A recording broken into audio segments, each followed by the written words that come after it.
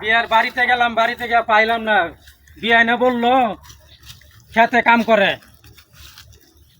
ও বিয়াই, কি করেন মিয়া? আরে বেওয়াই আইছেন নাকি? হ্যাঁ, আরে।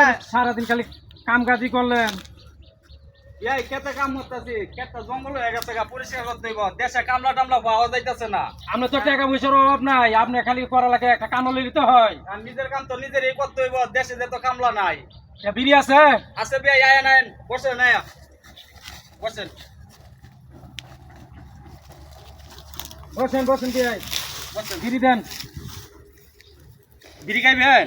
হ্যাঁ, ও না বিড়ি তো খাই না বিয়াই। আমার কাছে বিড়ি আছে বেওয়াই, আর কিছু তো নাই। বিড়ি লাগতো না, পান আছে আমার কাছে, একটা পানটাই খাই।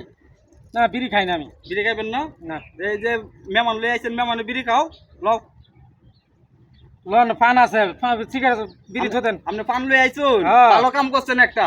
আরে আরে পানের নিঃশ্বাসের দোষ ছিল, বুঝছেন? হ্যাঁ, আর পান পাইম কই আউরের মাঝে, আর পান তো নাই। ধরেন আপনি অল্প নেন।